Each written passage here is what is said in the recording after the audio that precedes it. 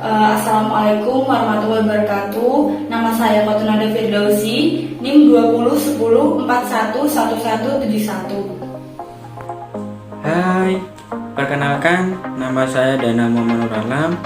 NIM saya 2010411174. Hai, nama aku Faradita Natasha dengan NIM 201041173. Hai, perkenalkan nama saya Muhammad Fikri Amarto dengan NIM 2010411148. Hai, nama saya Endah Lili Maulidiah, NIM 2010411163.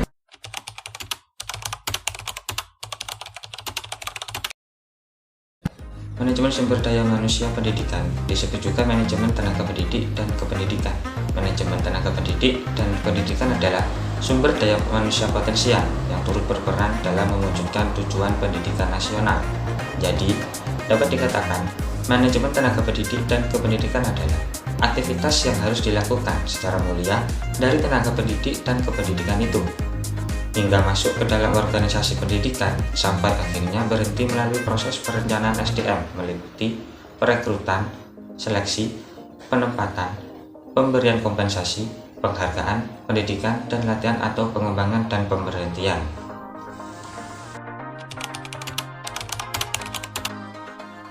Dalam menjalankan tugas dan fungsi manajemen sumber daya manusia, pendidikan harus memiliki kompetensi yang disyaratkan baik oleh peraturan pemerintah maupun masyarakat lain. Adapun fungsi dan tugas tersebut ialah: yang pertama, pendidik harus memiliki kualifikasi minimum dan sertifikasi sesuai dengan jenjang kewenangan mengajar, secara jasmani dan rohani, serta memiliki kemampuan untuk mewujudkan tujuan pendidikan nasional. Yang kedua, pendidik untuk pendidikan formal pada jenjang pendidikan usia dini, pendidikan dasar, pendidikan menengah, dan pendidikan tinggi dihasilkan oleh perguruan tinggi yang terakreditasi.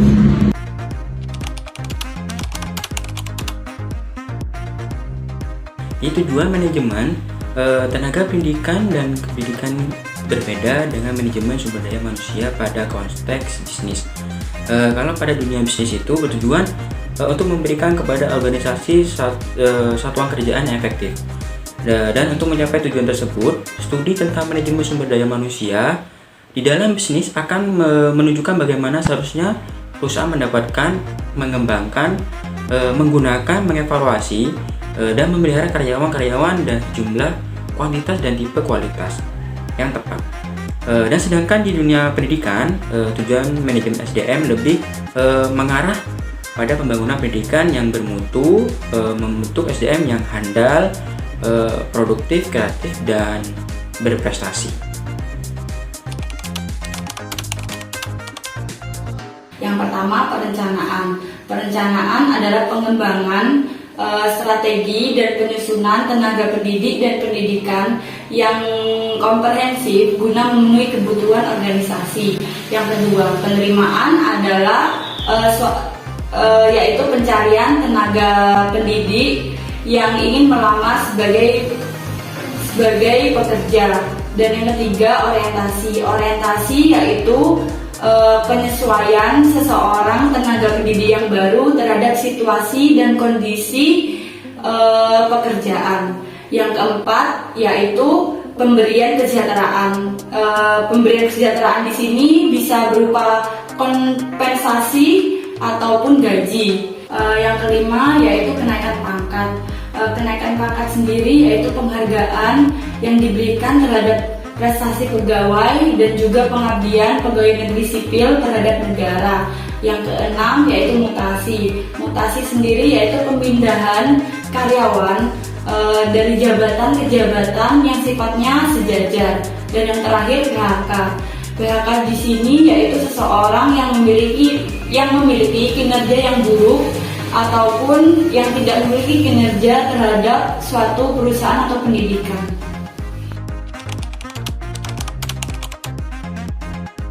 Baik, dapat ditarik kesimpulan dari pertanyaan-pertanyaan yang sudah dijawab oleh teman-teman saya. Yang pertama yakni manajemen tenaga pendidik dan kependidikan adalah aktivitas yang harus dilakukan mulai dari tenaga pendidik dan tenaga kependidikan. masuk ke dalam organisasi pendidikan sampai akhirnya berhenti melalui proses perencanaan SDM, perekrutan, seleksi penempatan, pemberian kompensasi, penghargaan pendidikan, dan latihan atau pengembangan dan pemberhentian. Yang kedua, ada tugas dan fungsi manajemen sumber daya manusia dalam pendidikan. Pendidik harus memiliki kualifikasi minimum dan sertifikasi sesuai dengan jenjang kewenangan mengajar, seperti itu. Sehat jasmani dan rohani, serta memiliki kemampuan untuk mewujudkan tujuan pendidikan nasional.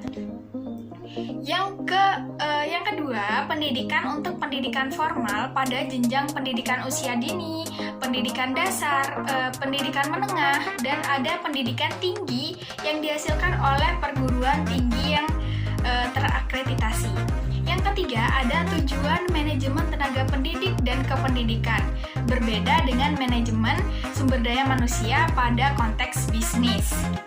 Di dunia pendidikan, tujuan manajemen SDM lebih mengarah pada pembangunan pendidikan yang bermutu, membentuk SDM yang handal, produktif, kreatif, dan berprestasi. Yang keempat, ada kegiatan-kegiatan manajemen sumber daya manusia dalam pendidikan itu meliputi perencanaan atau inventarisasi, penerimaan, orientasi, pemberian kesejahteraan, menaikkan pangkat, mutasi, dan pemutusan hak kerja atau PHK. Sekian penjelasan mengenai manajemen sumber daya manusia dalam pendidikan. Semoga bermanfaat. Dan terima kasih dari kami kelompok 2. Wassalamualaikum warahmatullahi wabarakatuh.